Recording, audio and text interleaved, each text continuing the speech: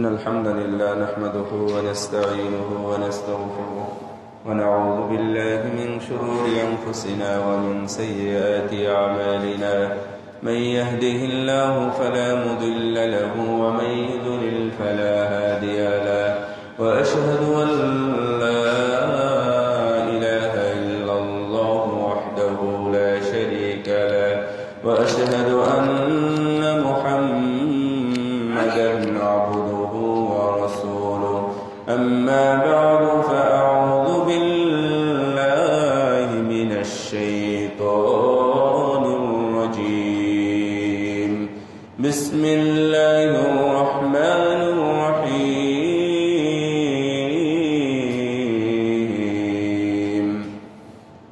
قل إن الموت الذي تفرون منه فإنه ملاقيكم ثم تردون إلى عالم الغيب والشهادة فينبئكم بما كنتم تعملون يا أيها الذين آمنوا إذا نودي للصلاة من يوم الجمعة فاسعوا إلى ذكر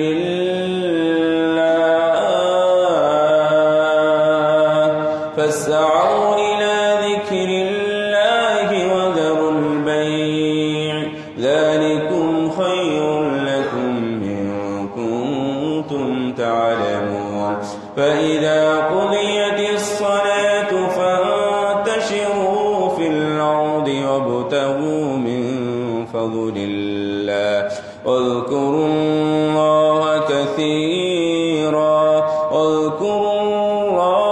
كثيرا لعلكم تفلحون وإذا رأوا تجارة أو لهوا انفضوا إليها وتركوك قائما قل ما عند الله خير من اللهو ومن التجارة الله خير الرازقين عن أبي هريرة رضي الله تعالى عنه قال قال رسول الله صلى الله عليه وسلم أكثروا الذكر هادم اللذات يعني الموت رواه الترمذي بإسناد صحيح وعن عائشة رضي الله تعالى عنها قالت قلت يا رسول الله ألينه لك فأشار برأسه النعم فلينته ثم أمره وبين يديه ركوة وغلبة فيها ماء فجعل يدخل يديه في الماء ويمسح بهما على وجهه ويمسح بهما وجهه يقول لا إله إلا الله إن للموت سكرات وجعل يقول اللهم ألحقني بالرفيق الأعلى حتى قبض ومالت يده رواه البخاري ومسلم أو كما قال النبي صلى الله عليه وسلم সম্মানিত মুসল্লিবৃন্দ প্রশংসা সেই মহান রবের প্রতি যার অশেষ মেহেরবানিতে অশেষ কৃপায় জুমার দিনের মসজিদে সালাতের জন্য উপস্থিত হতে পেরেছি এই জন্য আল্লাহর দরবারে শুকরিয়া জানাই আলহামদুলিল্লাহ দরুদ ও শান্তির ধারা বর্ষিত হোক বিশ্ব মানবতার মুক্তির দিশারি সৈয়দুল মুরসালিন খাতামুন নবীন আমাদের সবারই প্রাণাধিক প্রিয় নবী মুহাম্মদুর রাসূলুল্লাহ সাল্লাল্লাহু আলাইহি ওয়াসাল্লামের প্রতি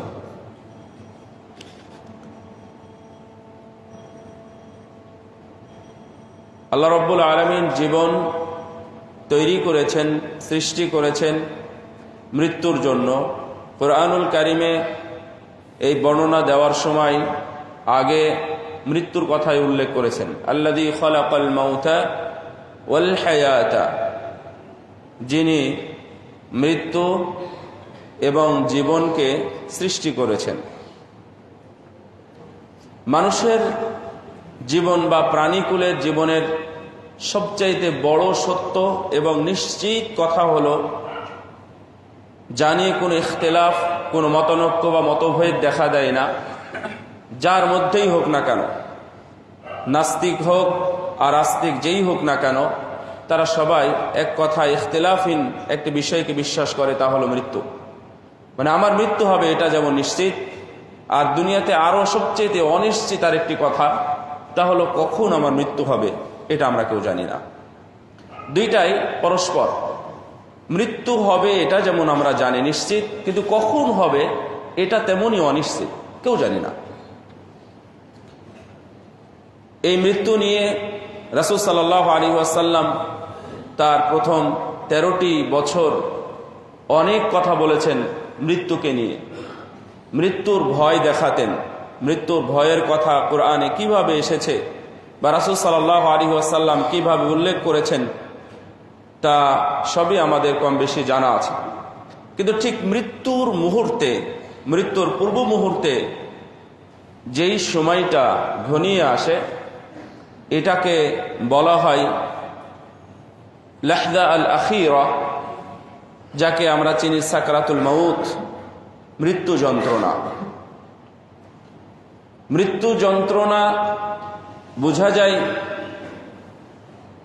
প্রত্যেক প্রাণীরই মৃত্যুর সময় যন্ত্রণাটা আসে এবং হয়। মৃত্যুর যন্ত্রণা হয় না এমন ব্যাখ্যা হাদিসের আলোকে কেউ দেন নাই, যদিও বিভিন্ন হাদিসের মাধ্যমে এসেছে। জাম্মাল মুমিন, মুমিনদের বিষয়ে যখন মারা যায় তখন পেয়ালার সর্বশেষ ফোঁটা যেমনভাবে পেয়ালা থেকে পড়ে যায়, এমনিতে খুব আস্তে করে নিঃশব্দে যেমন পড়ে যায়, অনুরূপভাবে মুমিনদের রূহটাও ঠিক ওইভাবেই বেরিয়ে যায়, অর্থাৎ তার কষ্ট হয় না। এই হাদিসে বোঝা যায়। কিন্তু সর্বসাকুল্যে বোঝা যায় যে রাসূল সাল্লাল্লাহু আলাইহি ওয়াসাল্লাম সহ সাহাবী আজমাইন যারা চলে গেছেন, মৃত্যুর কাছাকাছি সময়, মৃত্যুর সময়ের পূর্বের বর্ণনা যারা দিয়েছেন, বোঝা যায় যে মৃত্যুর যন্ত্রণা আছে। এমনকি রাসূল সাল্লাল্লাহু আলাইহি ওয়াসাল্লামের মৃত্যুর সময়ও মৃত্যুর একটা যন্ত্রণা ছিল, তবে কেমন ছিল সেটা আমরা জানি না।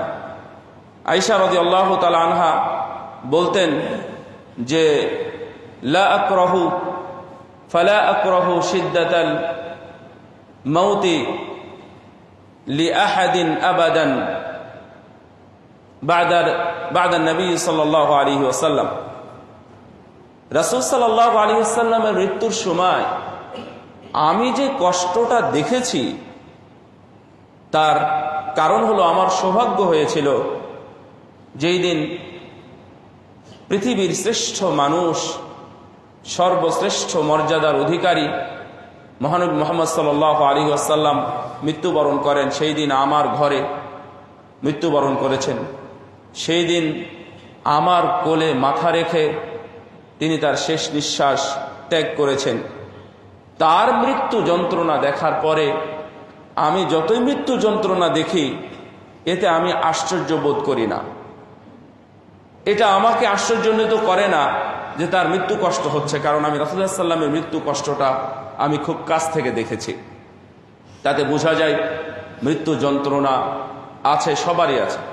তবে কেন মৃত্যু যন্ত্রণা আসছে, মৃত্যু যন্ত্রণা নিয়ে বা সাকারাতুল মাউত নিয়ে মুহাদ্দিসিনদের মধ্যে এবং হাদিস থেকে 3টা কথা আমরা খুঁজে পাই যে কেন মৃত্যু যন্ত্রণা হয়।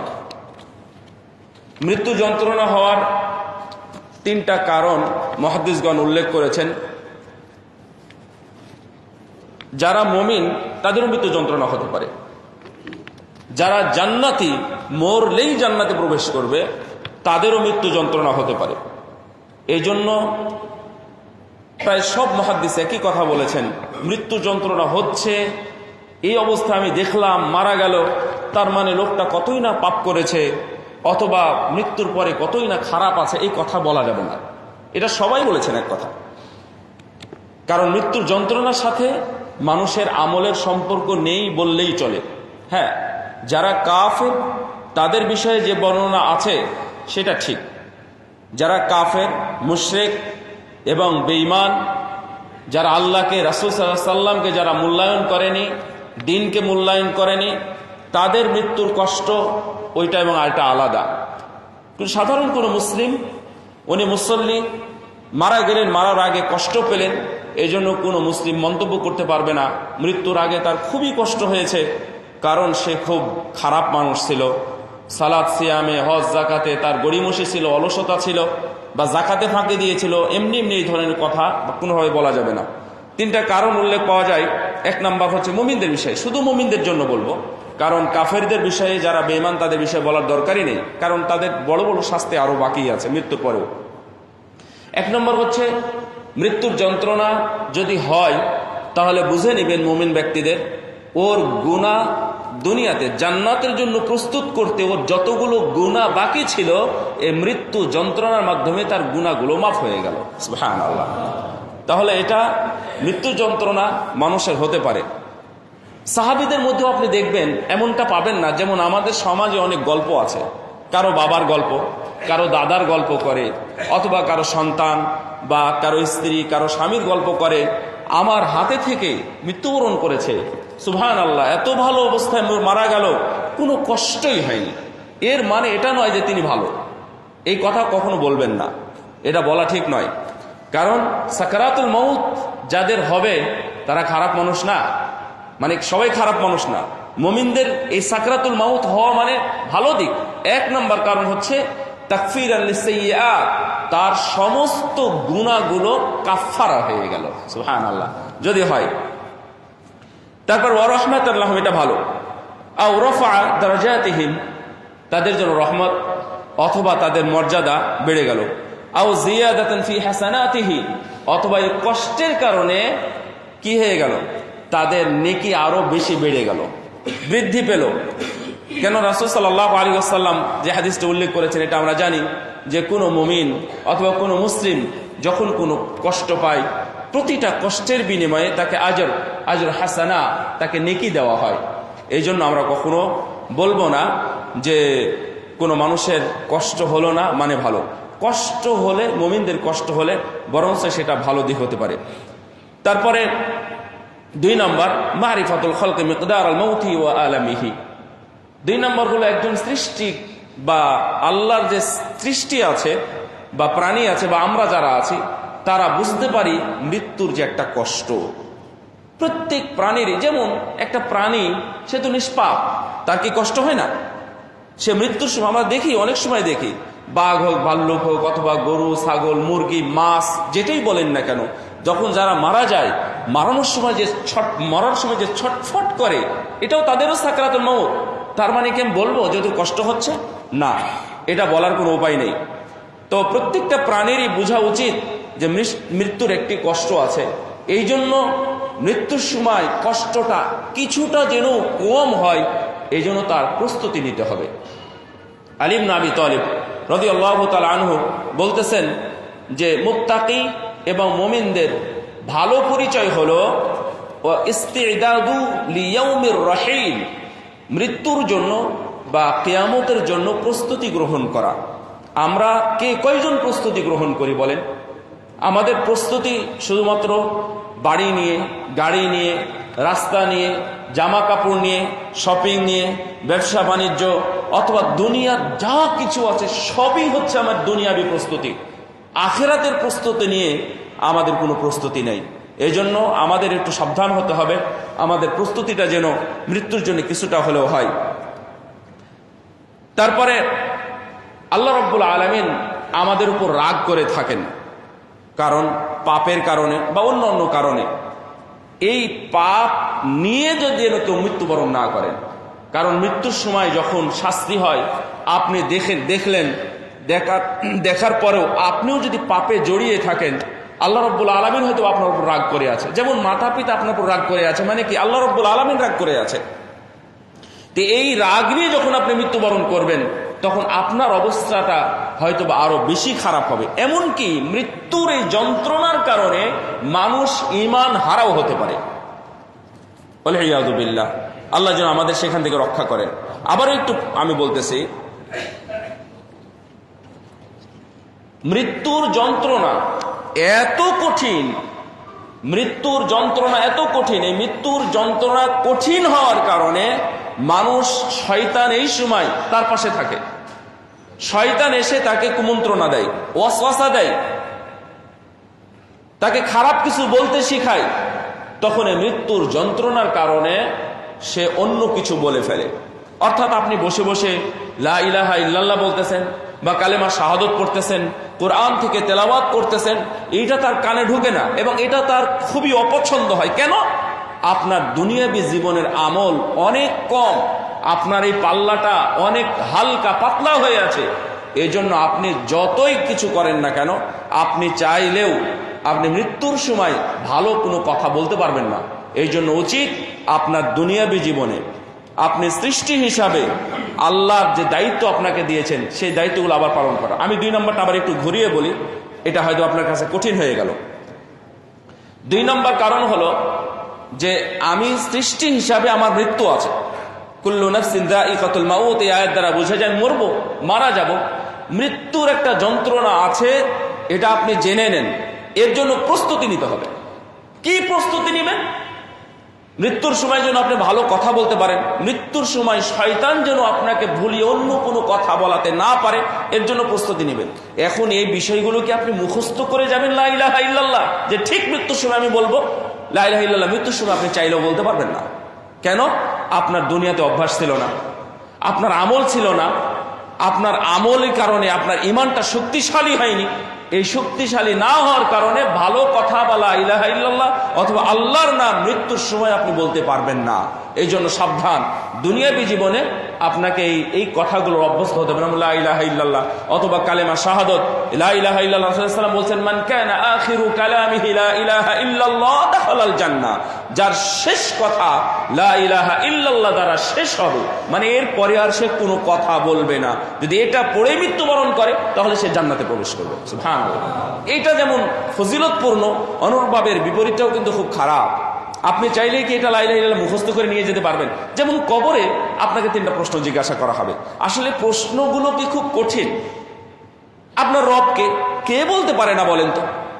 মানুষ হিসাবে সৃষ্টি জীব যারা আছে, মানুষ, তারা সবাই বলতে পারবে, কিন্তু কবরে কেন বলতে পারবে না? দুনিয়াতে অভ্যাস ছিল না। তাই দুনিয়া সে আল্লাহকে চিনে নাই, আল্লাহকে জানে নাই, আল্লাহর পরিচয় সম্পর্কে কোনো খবরই রাখে নাই। নবীকে সবাই জানে, দুনিয়ার সব মানুষ জানে, মুসলিম অমুসলিম সবাই জানে, মুহাম্মদ সাল্লাল্লাহু আলাইহি ওয়াসাল্লাম অমুসলিমরাও জানে, কিন্তু বলতে পারবে না। এমনকি মানুষ মুসলিমরাও বলতে পারবে না যদি রাসূলুল্লাহ সাল্লামের সুন্নাহ, রাসূলুল্লাহ সাল্লামের আদর্শ সে যদি গায়ে না মাখে, রাসূলুল্লাহ সাল্লামের আদর্শের উপরে যদি জীবনকে প্রতিষ্ঠিত না করে, তাহলে ও কবরে বলতে পারবে না। অনুরূপভাবে দিন সম্পর্কে আমি জানি ইসলাম সর্বশ্রেষ্ঠ ধর্ম ইসলাম, কিন্তু আমি বলতে পারতেছি না। কেন? আমার ইসলাম সম্পর্কে কোনো জ্ঞান নাই, ইসলাম সম্পর্কে কোনো আমল নাই, ইসলাম সম্পর্কে ইসলামের কোনো মূল্যই আমার কাছে নাই, ছিল না। আপনি কেমনি কবরে গিয়ে বলবেন? এই জন্যই এই প্রশ্নের উত্তরের সাথে এটাকে বলা হয় উসুলুল ঈমান। মনে রাখবেন, এই 3টা প্রশ্নর যেটা, এটাকে উসুলুল ঈমান বলা হয়। ঈমানের মূলনীতি 3টা, একটা আল্লাহ, রাসূলুল্লাহ সাল্লাম এবং দিন সম্পর্কে জানা, মারিফাতুর রব, মারিফাতুর রাসূল এবং মারিফাতুদ দ্বীন। এই 3টা হলো ঈমানের উসুল, ঈমানের মূলনীতি। অর্থাৎ এটাকে নিয়ে কবরে যেতে হবে। আর এই উত্তরের জন্য অবশ্যই দুনিয়াতে প্রস্তুতি নিতে হবে। অনুরূপভাবে মৃত্যুর সময় আপনার প্রস্তুতি খুবই জরুরি, না হলে আপনি ভালো কথা বলে হয়তোবা শেষ। যেমন অনেকেই দেখছেন, আপনারা দেখেছেন, কিন্তু এখন এটা বলা যাবে না বা নাম বলা যাবে না, যে অনেককে আমি দেখেছি মদ খেতে খেতে মারা গেছে, গালি দিতে দিতে মারা গেছে। ভারতে কিছুদিন আগে আপনারা দেখেছেন পত্রিকায় যে 2 জন মানে খারাপ অবস্থায়, মানে ওই আকাশ থেকে পড়ে, বিজলি চমকাই, ঠাটা বলা বলেন আপনারা, এ পড়ে 2 জন একবারে খারাপ অবস্থায়, তাদের 2 জনের মৃত্যু হয়েছে। হয়তোবা আমলি জীবনে তাদের ভালো ছিল, কিন্তু এটা তো শেষ খারাপ কাজ, এই খারাপ কাজের উপরেই তাদের মৃত্যু হয়ে গেছে। খারাপ কাজের উপরেই। অনেকে দেখবেন বেহায়াপনা করতে করতে তারা মৃত্যুবরণ করে, খারাপ কাজ করতে করতে মৃত্যুবরণ করে। কেন? তারা শেষ বেলায় ভালো কথা বলতে পারে নাই, কারণ তাদের জীবনে অভ্যাসটা এটা ছিল না। এই জন্যই 2 নম্বর কারণ এটা। 3 নম্বর কারণ হচ্ছে সাকরাতুল মাউত কেন আসে। হাফেজ ইবনে হাজার আসকালানী রাহিমাহুল্লাহ উনি এ বিষয়ে সুন্দরভাবে উল্লেখ করেছেন যে আন্না শিদ্দাতুল মাউত লা তাদুল্লু আলা নাকসিন ফিল মারতাবাতি বাল হিয়া লিল মুমিনি ইম্মা জিয়াদান ফি হাসানাতিহি ওয়া ইম্মা তাকফিরান লিসাইয়্যাতিহি। তো উনি উল্লেখ করছেন ইবনে হাজার আসকালানী রাহিমাহুল্লাহ এই হাদিসের আলোকে, এই হাদিস অর্থাৎ শিদ্দাত বা সাকরাতুল মাউত কখনোই প্রমাণ করে না একজন মানুষ খারাপ অবস্থায় মৃত্যুবরণ করলো, বরং এর মাধ্যমে মুমিনের মর্যাদা বেড়ে গেল, অথবা তার নেকি বেড়ে গেল, অথবা তার গুনাহগুলো মাফ হয়ে গেল। এই সব মিলিয়ে আপনাকে মানে এটা মনে করতে হবে যে একজন মানুষের মৃত্যু হলো এটা সাধারণ মৃত্যু, এটা খুব ভালো মৃত্যু অথবা এটা খুব খারাপ মৃত্যু, এই ধারণাটা পোষণ করা যাবে না। অর্থাৎ মৃত্যু দেখে এই ধারণাটা পোষণ করা যাবে না। রাসূল সাল্লাল্লাহু আলাইহি ওয়াসাল্লামের মৃত্যু কিভাবে হয়েছিল? আয়েশা রাদিয়াল্লাহু তাআলা আনহা বলছেন যে আমার সৌভাগ্য যে আমার ঘরে থাকা অবস্থায় আমার দিনে রাসূল সাল্লাল্লাহু আলাইহি ওয়াসাল্লামের মৃত্যু হয়েছে। মৃত্যুর আগেই জিজ্ঞাসা করছিলেন যে আয়েশার বাড়ি যাব কবে, অর্থাৎ এটা উনি মনে মনে চাচ্ছিলেন যে আমাকে আয়েশার ঘরে নিয়ে যাওয়া হোক। 2 জন স্ত্রী তাদের দিনগুলো হেবা করে দিলেন। হেবা করে দেওয়ার পরে আয়েশা রাদিয়াল্লাহু তাআলা আনহার ঘরে রাখা হলো। তার ভাই অর্থাৎ আয়েশা রাদিয়াল্লাহু তাআলা আনহার ভাই আব্দুর রহমান বিন আবু বকর সিদ্দিক রাদিয়াল্লাহু আনহু যখন ঘরে আসলেন তখন তার দিকে তাকাচ্ছিলেন, হাতে মিসওয়াক ছিল। রাসূল সাল্লাল্লাহু আলাইহি ওয়াসাল্লামকে বললাম যে আপনি কি মিসওয়াক নেবেন? ইশারা করলেন হ্যাঁ আমি মিসওয়াক নিব। মিসওয়াক উনি খুব ভালোবাসতেন, হাদিসে এভাবে উল্লেখ করা আছে মিসওয়াক তিনি খুবই ভালোবাসতেন। তো মিসওয়াকটা নিয়ে তাকে দিলাম, কিন্তু উনি শক্ত হওয়ার কারণে এটা চিবাতে পারলেন না। তো আমি বললাম যে উলাইয়িনু হুলা ইয়া রাসূলুল্লাহ, আমি কি আপনার জন্য এটা চিবিয়ে দেব? তো তখন বললেন যে হ্যাঁ আমার জন্য চিবিয়ে দাও। ফাআশারা বিরাসিহি আন-নাআম, মাথা দ্বারা ইশারা করে বললেন যে হ্যাঁ তুমি চিবিয়ে দাও। চিবিয়ে দিলেন। চিবিয়ে দেওয়ার পরে উনি খুব ভালোভাবে মিসওয়াক করলেন। ভালোভাবে মিসওয়াক করার পরে তার সামনে দেখেন মৃত্যু যন্ত্রণা এটা আমাদেরও আসবে, সবারই আসবে। কেউ এখান থেকে আমরা পালাতে পারবো না, কেউ এখান থেকে আমরা এটাকে স্কিপ করতে পারবো না, কেউ এটাকে আমরা ওভারকাম করতে পারবো না। ওটা আসবেই আসবে। দুনিয়াতে এমন কোনো বিষয় নাই আপনি বলতে পারবেন না 100% এটা হবে। আমি হাত থেকে লাঠিটা ফেলে দিলে নিচে পড়ে যাব, এটাই আমরা জানি। কিন্তু এটাও তো হতে পারে যে পড়লো না, দাঁড়িয়ে আছে এরকম ভাবে লাঠিটা। আমরা সবাই 100% 100% বলতে পারবো যে এটা পড়ে যাবে, কিন্তু এটা তো নাও পড়তে পারে। কিন্তু জীবনে একটাই জিনিস, তা হলো 100% বলা যায়, 100% বলা যায় মৃত্যু আসবে, মৃত্যুর যন্ত্রণাও আসবে। রাসূল সাল্লাল্লাহু আলাইহি ওয়াসাল্লামের এই ঘটনা মিসওয়াক করলেন। মিসওয়াক করার পরে ওনার পাশে একটা গামলা ছিল বা একটা পাত্র ছিল, সেই পাত্রে উনি হাত দিচ্ছিলেন আর এভাবে মুখটা মুছতেছিলেন। তার ছিল খুবই জ্বর, প্রচন্ড জ্বর ছিল, তখন গা গরম ছিল। একটু ঠান্ডা হওয়ার জন্য উনি পানির মধ্যে হাত দিচ্ছিলেন আর এভাবে মুখটা মুছতেছিলেন। তো এইভাবে মুছতে মুছতে মাঝে মাঝে বলছিলেন লা ইলাহা ইল্লাল্লাহ ইন্না লিল মাউতি সাকারাত। ইস, লা ইলাহা ইল্লাল্লাহ এটা বলতে উনি বোঝাচ্ছিলেন কঠিন অবস্থা। ইস, মৃত্যুর যে কি যন্ত্রণা, সত্যি মৃত্যুর যন্ত্রণা আছে। মৃত্যুর পূর্বে মানুষ একটু কষ্ট পায়, এই কথা উনি বলতে চাচ্ছিলেন। অর্থাৎ এটা আরবদের ভাষা।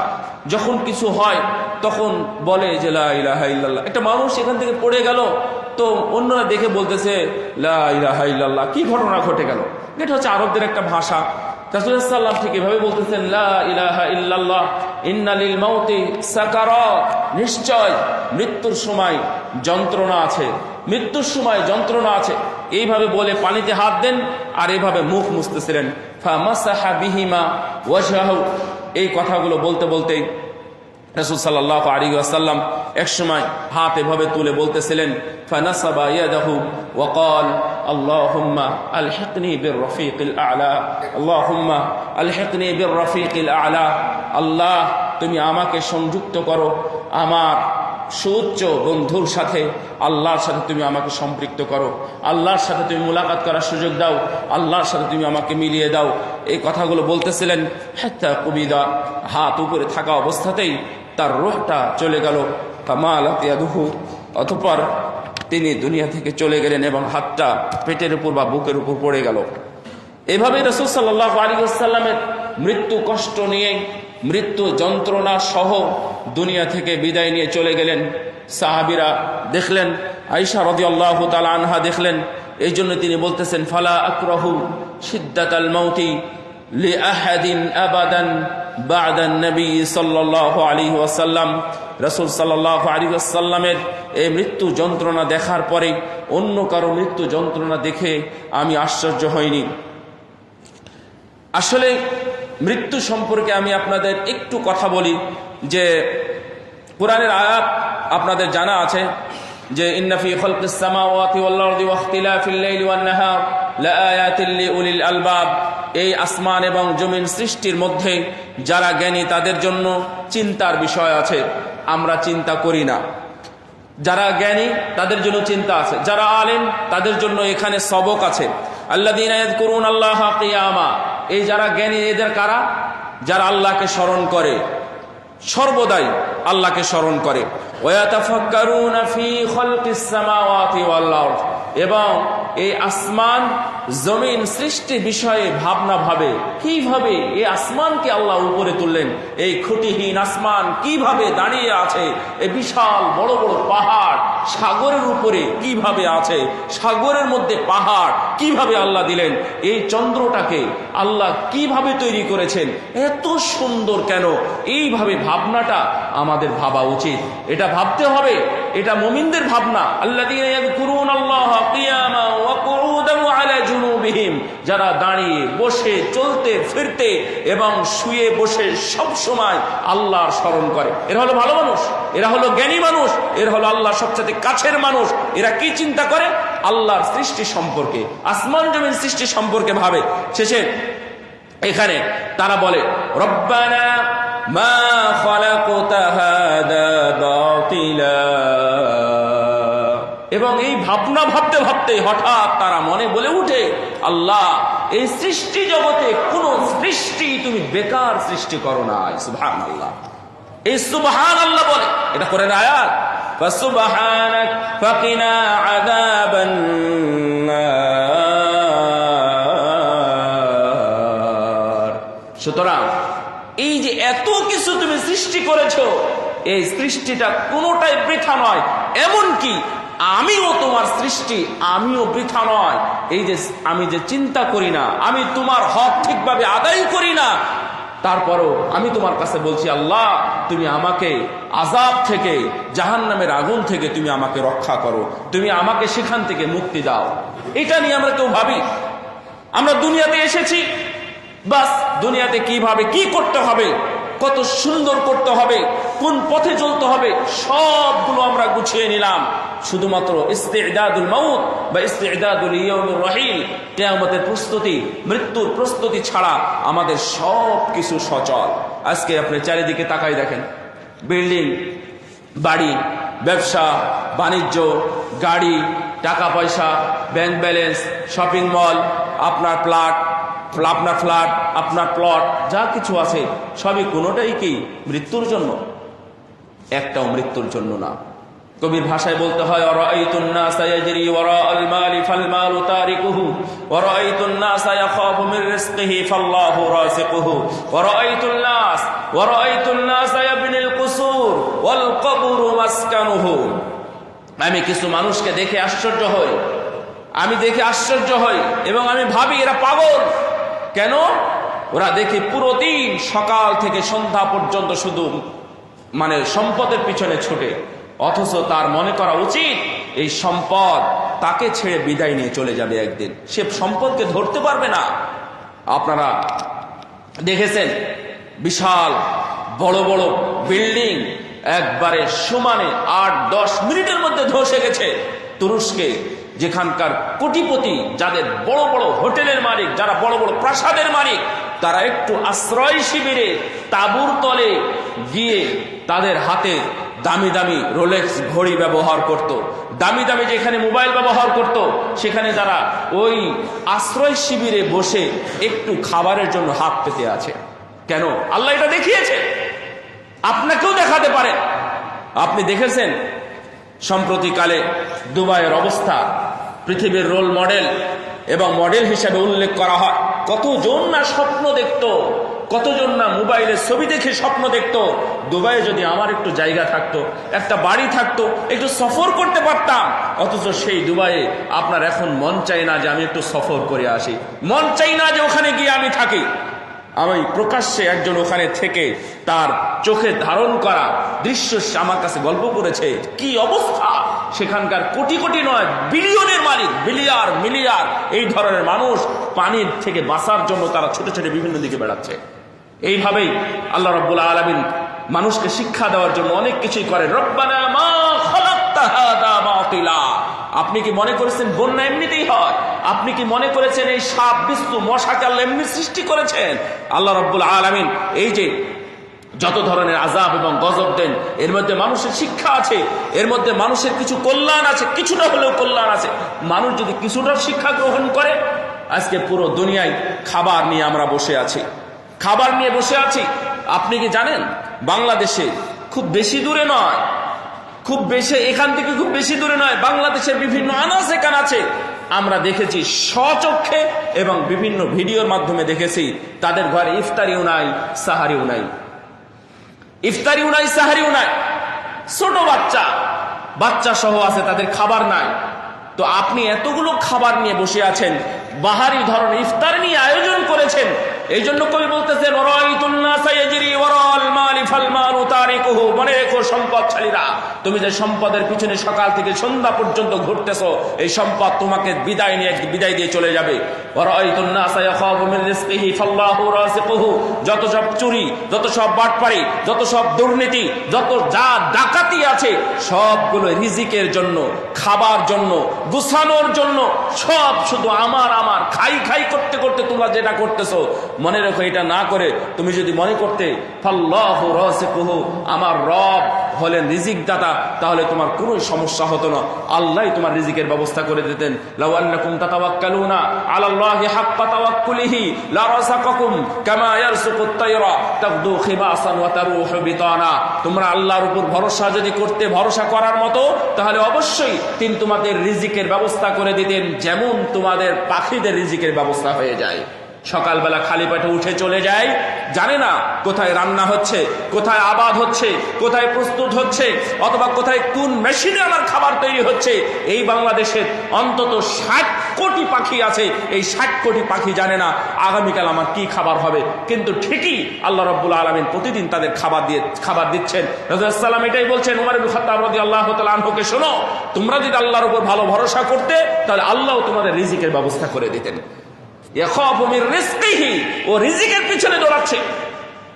ওয়ারাইতুন নাসা ইয়াবনিল কুসুরা ওয়াল কবরু মাসকানুহু। আজকে আমরা ভুলে গেছি আমাদের থাকার জায়গা হচ্ছে কবর। কবি বলতেছেন, এরা তো পাগল, এরা শুধুমাত্র বিল্ডিং বাড়ি বানাচ্ছে, শুধুমাত্র বিল্ডিং বাড়ি বানাচ্ছে, উঁচু করতেছে, কিন্তু ও কি ওখানে থাকবে? ও থাকবে না তো, ও থাকবে হচ্ছে কবরে।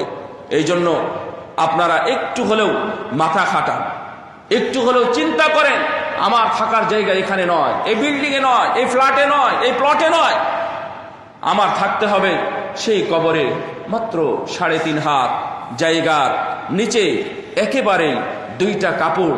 আপনার টাকা পয়সা ধন দৌলত কোনো দলিল পর্যন্ত আপনাকে দিবে না। 2টা সাদা কাপড়ে উলঙ্গ করে 2টা সাদা কাপড় জড়িয়ে আপনাকে সেখানে রেখে আসবে, যেখানে কোনো বিদ্যুৎ নাই, যেখানে কোনো আলো নাই, যেখানে কোনো পানি নাই, যেখানে কোনো খাবার নাই, যেখানে কোনো ইলেকট্রিসিটি নাই, এমনকি যেখানে কোনো আপনার শ্বাস প্রশ্বাসের জন্য কোনো অক্সিজেনও থাকবে না।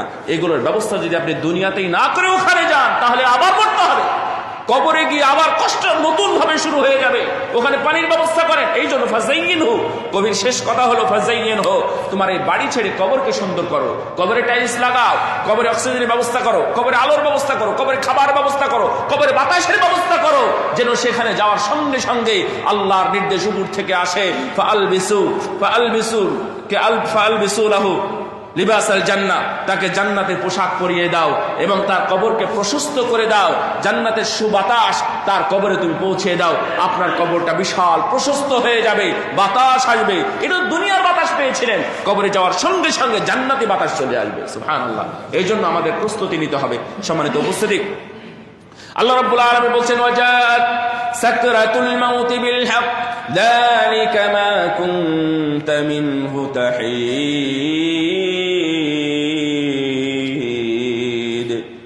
অবশ্যই সত্য সাকরাতুল মাউত আসবে, মৃত্যু যন্ত্রণা আসবে, আর যেখান থেকে তোমরা সর্বদাই পালানোর চেষ্টা করতে। আমাদের এটাই তো টার্গেট। আল্লাহ বলছেন, কুল ইন্নাল মাউতাল্লাযী তাফিরুনা মিনহু ফাইন্নাহু মুলাকীকুম। তোমরা তো পালাতে, হে নবী আপনি বলে দিন, মৃত্যু থেকে তোমরা পালানোর চেষ্টা করো, তবে মনে রেখো অবশ্যই মৃত্যুর সাথে তোমার সাক্ষাৎ হবে, অবশ্যই হবে। একজন মানুষ বৃষ্টির সাথে সাক্ষাৎ নাও হতে পারে, ঝড়ের সাথে সাক্ষাৎ নাও হতে পারে, মাটি ধসের সাথে সাক্ষাৎ নাও হতে পারে, সূর্য ডুবলো অথবা সূর্য উঠলো এই সাক্ষাৎও নাও হতে পারে। আমরা সেদিনে দেখলাম, আল্লাহু আলাম, খবরটা আমি ভালো জানি না, একজন মানুষ 21 বছর ধরে হাসপাতালে আছে। ও দুনিয়ার কিছুই খবর রাখে না, ও জানে না দিন নাকি রাত, খাবার ঠান্ডা নাকি গরম, দুনিয়াতে ঠান্ডা আছে নাকি গরম আছে কিছুই জানে না। এখনো সে দুনিয়াতে বেঁচে আছে 21 বছর ধরে। আপনার এমনটা হতে পারে, কিন্তু আল্লাহ বলছেন ফাইন্নাহু মুলাকীকুম। তোমরা তো অন্য কিছু থেকে বাঁচো না, তোমরা তো জাহান্নাম থেকে বাঁচো না, তোমরা তো আযাব গজব থেকে বাঁচো না, বাঁচার চেষ্টা করো না, দৌড়াও না, তোমরা দৌড়াও মৃত্যু থেকে। আর এই মৃত্যুই তোমাদেরকে ধরবেই ধরবে। কার কথা? আল্লাহর কথা। আল্লাহ রাব্বুল আলামিন বলছেন, তার মানে মৃত্যু আমাদেরকে ধরবে, মৃত্যু আমাদেরকে কবজা করবে। আইনামা তাকুন ইউদরিকুমুল মাউত ওয়ালাউ কুনতুম ফি বুরুজিম মুশাইয়াদা। তোমরা যেখানেই থাকো না কেন, বড় প্রাসাদে তোমরা থাকো না কেন, সেখানেও তোমাদের মৃত্যু যন্ত্রণা আসবে। মৃত্যু আসবে। মৃত্যু যন্ত্রণাটা কেমন? মুস্তাদরাক হাকিমের মধ্যে একটি হাদিস এসেছে আমর ইবনে আস রাদিয়াল্লাহু তাআলা আনহু থেকে। তো তার সন্তান আব্দুল্লাহ, দুইজনই সাহাবী। তো আমর ইবনে আস রাদিয়াল্লাহু তাআলা আনহু তিনি তার জীবনে একটা কথা বলতেন যে, আজাবান লিমান নাসালা বিহিল মাউতু ওয়া আকলুহু মাআহু কাইফা লা ইয়াসিফুহু। এটা তো আশ্চর্য কথা, একজন মানুষের মৃত্যু আসে, মৃত্যুর আগে কষ্ট হয়, অথচ সে জানতে পারে না মৃত্যুর যন্ত্রণাটা কেমন। এটা কেমন কথা? এই কথা উনি সব সময় বলতেন। ফালাম্মা নাযালা বিহিল মাউত, যখন আমর ইবনে আস রাদিয়াল্লাহু তাআলা আনহুর মৃত্যু আসলো, আমর ইবনে আস, এই আস কিন্তু একজন খারাপ মানুষ। আস সম্পর্কে দেখবেন কোরআনে আয়াত নাজিল হয়েছে সূরা মাউন, অর্থাৎ ও খুব খারাপ মানুষ ছিল। তারই সন্তান হচ্ছে আমর, তার সন্তান হচ্ছে আব্দুল্লাহ। তার মানে তার সন্তান এবং নাতি দুইজনই মুসলিম, দুইজনই ভালো মানুষ। তো আমর ইবনে আস রাদিয়াল্লাহু তাআলা আনহু ইনি বললেন যে মানুষ কেন জানবে না। যখন তার মৃত্যুর সময় আসলো, সন্তান বলল, আব্বা আপনার তো এখন মৃত্যুর সময় এসেছে, মৃত্যুর যন্ত্রণা আপনি অনুভব করতেছেন, আপনি আমাদেরকে একটু বর্ণনা দিবেন কেমন ফিল করতেছেন আপনি? তখন তিনি বলছেন, ইয়া বুনাই আল মাউতু আজাল মিন আন ইউসাফ। আসলে মৃত্যু আবশ্যিক, আসবেই, আসতেই থাকবে, কার উপর এটা বাদ যাবে না, কিন্তু এটা বর্ণনা দেওয়ার মতো না। এই যন্ত্রণাটা কত কঠিন এটা বর্ণনা দেওয়ার মতো নয়। তবে সাআসিফু লাক মিনহু শাইআ, আমি অল্প কিছু তোমার কাছে বর্ণনা করে যাচ্ছি। আজিদুনি কানা আলা উনিকি জিবাল রদওয়া। এখন আমার মনে হচ্ছে আমার পর রদওয়া পাহাড় আমার ঘাড়ের উপর চাপানো হয়েছে। একটা মানুষ মারা যাচ্ছে, কত কষ্ট, এটা বর্ণনা দেওয়ার নয় যেহেতু, তখন ওনার যত কষ্ট হচ্ছিল সেই কষ্টের আলোকে তিনি বলতেছেন, আমার উপরে হয়তো এই মেম্বারটাও যদি দিয়ে দেওয়া হয় আমার কষ্ট হবে। 10 মণ ওজন এমন পাথর যদি আমার মাথায় দিয়ে দেওয়া হয় তাহলে কত কষ্ট হতে পারে। রদওয়া পাহাড়, এটা সৌদি আরবে আছে, এটা ইয়াম্বুতে, সৌদি আরব অর্থাৎ মদিনা ডিস্ট্রিক্টের মধ্যে ইয়াম্বু, যেখানে সাগর আছে, এই এলাকায় যেতে মাঝখানে জায়গাটা পড়ে রদওয়া পাহাড়। বিশাল বড় পাহাড়, যার মানে উহুদ পাহাড়ের চাইতে একটু ছোট। ওটা প্রায় 8 কিলোমিটার মানে ব্যাসার্ধ। এই 8 কিলোমিটার পাহাড়, রদুয়া পাহাড় আমর ইবনে আস রাদিয়াল্লাহু তাআলা আনহুর ঘাড়ে যেন চাপানো হয়েছে, এটা তিনি তার সন্তানকে বলতেছেন। অফি জৌফি শাউকুস সালা, মনে হচ্ছে আমার এই পেটের মধ্যে খেজুরের কাঁটা একে একে হানিয়ে দিচ্ছে, খেজুরের কাঁটা যেন আমার পেটের মধ্যে ঢুকে আছে। ওয়া আজিদুনু কাআন্না নাফসি তাখরুজু মিন সাকবি ইব্রি মিন সাকলাবি ইব্রা, অর্থাৎ মনে হচ্ছে আমার জীবনটা, আমার অন্তরটা সূচের যে ছোট্ট ছিদ্র আছে এই ছিদ্র দিয়ে বেরিয়ে যাচ্ছে, যেটা ঢোকার নয়, যেটা প্রবেশ করা অসম্ভব, মনে হচ্ছে ওই দিক দিয়ে প্রবেশ করে আমার অন্তরটা বেরিয়ে যাচ্ছে। সম্মানিত উপস্থিতি, মৃত্যু যন্ত্রণা নিয়ে আপনারা অনেক কথা শুনেছেন, কিন্তু এই মৃত্যু যন্ত্রণা থেকে বাঁচার জন্য অথবা লাঘব হওয়ার জন্য আমরা কে কি করেছি কয়েকটি বিষয় আমি এর সাথে বলে দেব ইনশাআল্লাহ যে আমাদের কি করতে হবে। রাসূল সাল্লাল্লাহু আলাইহি ওয়াসাল্লাম বলছেন যে খতবানা, উনি রাসূল সাল্লাম যখনই খুতবা দিতেন তখনই একটা কথা বলতেন, ইয়া আইয়ুহান নাস তুবু ইলাল্লাহি ক্বাবলা আন তামুতু, তোমরা তওবা করে নাও। কি করবেন? তওবা করে নেবেন, মৃত্যুর আগেই তওবা, মৃত্যুর আগেই যেন আমরা তওবা করতে হবে। এটা হচ্ছে আমাদের 1 নাম্বার। 2 নাম্বার, আমাদের ঈমানকে যত বেশি পারেন মজবুত করতে হবে, অর্থাৎ আল্লাহকে চেনা, রাসূলুল্লাহ সাল্লামকে জানা এবং দিনকে যথেষ্ট পরিমাণ জানলে আপনার ঈমান ইনশাআল্লাহ শক্তিশালী হবে। আমি আবার বলি, 1 নাম্বার তওবা করতে হবে সাকরাতুল মাউতকে একটু হলেও ঠান্ডা করার জন্য। 2 নাম্বার ঈমানকে মজবুত করতে হবে। 3 নাম্বার আল্লাহ আমাল, অর্থাৎ আমলগুলো কন্টিনিউ করতে হবে। যে আমলগুলো আল্লাহ রাব্বুল আলামিন আপনাকে দিয়েছেন সেই আমলগুলো করতে যেন আপনাদের কোনোভাবে কোনো সমস্যা না হয়, অর্থাৎ যেটা ফরজ আমলের কথা বলতেছে, এই ফরজ আমলগুলো যে কোনো মূল্যে আপনাকে আদায় করতেই হবে। আপনি নফলটা না হয় পরে করলেন। রাসূল সাল্লাল্লাহু আলাইহি ওয়াসাল্লাম ইবনে উমর রাদিয়াল্লাহু তাআলা আনহুকে যে কথাটা বলতেন, সেই কথাটা উনি ঘুরিয়ে বলতেন যে লা তাদরি ইয়া আব্দুল্লাহ ফাইন্নাকা লা তাদরি ইয়া আব্দুল্লাহ মা ইসমুকা গাদান, তোমরা মৃত্যুর জন্য প্রস্তুতি নাও, মৃত্যুর আগে জীবনকে মূল্যায়ন করো, তোমার অসুস্থতা আসার পূর্বে সুস্থতাকে মূল্যায়ন করো। কেন? তুমি জানো না আগামীকাল তোমার নাম কি হবে। আমার নাম আজকে আছে মুকাররম, আগামীকালকে লাশ। যখন মারা যাব তখন একজন মানুষও বলবে না এখানে আজকে আমি খতিব হিসাবে এসেছি, যখন আমি মারা যাব এখানে যদি লাশটা পড়ে থাকে তাহলে আপনারা বলবেন লাশটাকে বের করার ব্যবস্থা করো। আপনারা কেউ বলবেন খতিবকে বের করো? আপনারা কেউ নাম ধরে বলবেন যে মুকাররমকে বের করো? বাপ মারা গেছে আর বাপ বলে না, গিয়ে বলে যে চাচা লাশ কোথায় দাফন করব, কোথায় দাফন করব, লাশের কখন গোসল হবে? আমার নাম আগামীকাল পরিবর্তন হতে পারে, আজকে আমি আছি আগামীকাল আসামি, আজকে আমি আছি কালকে আমি রোগী।